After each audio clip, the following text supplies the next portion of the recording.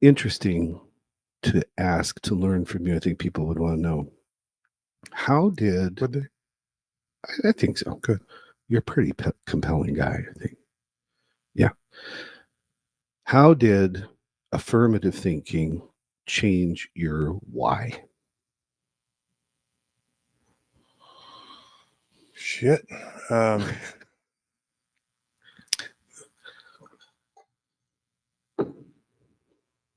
I mean, well, it flips it on its ass, right? I mean, it's one thing to, right? Yeah. Uh, it's one thing to know what you want to do, what you're pursuing, um, and putting all your energy into it, as opposed to being lost, sort of always just in this like lost middle ground of I feel like shit. I am a piece of shit. Mm. Right. You start to, for me, it was always taking this stuff on like I am these things, Mm-hmm. as opposed to I want to do these things Mm-hmm. and experience these things more. Mm-hmm. Is a total fucking flipped paradigm. It is a flip paradigm because it's confronting a lie.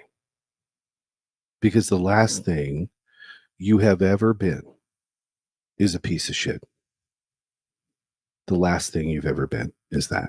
Now, that doesn't mean that I don't acknowledge that you felt that way.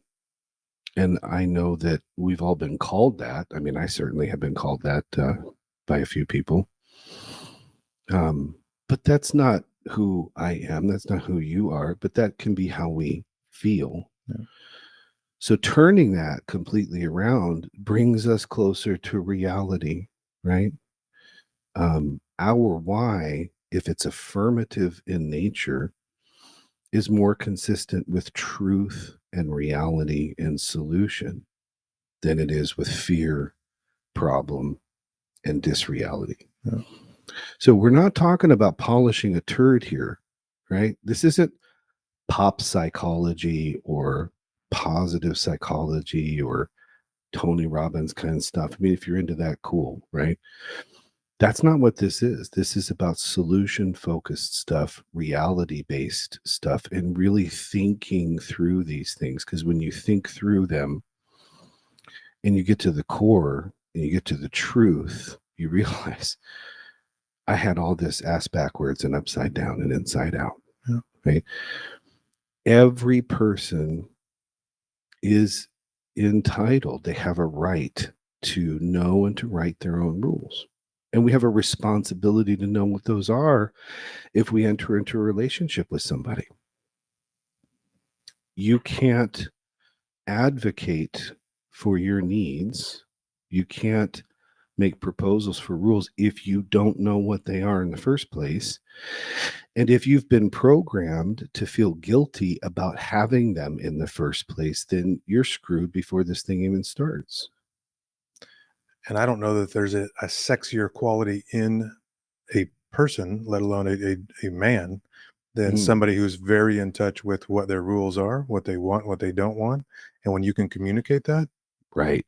uh, it's shocking to typically the other person, Yes. uh, because it's unfortunate, more rare than uh, or more common, I should say, than we want to admit. You're absolutely right about that. And on the therapy side of things, in sex therapy, do couples and sex therapy all the time. Like, it's one of my specialties. You know, across the board, irrespective of sexual orientation and irrespective of whether it's male respondents or female respondents, consistently, the number one thing that both sexes find most attractive is confidence. Number one. It's one thing males and females have in common, regardless of sexual orientation. They're attracted to confidence. Well, what is confidence if not being empowered to stand in your truth, knowing what your rules are, and having a framework and thinking tools and communication tools to advocate for those needs. You identify them, you advocate for them. That's the path to need fulfillment. If you can do that in any relationship, you have a superpower. And you are among the rare people who have this stuff and can do this. It's a game changer.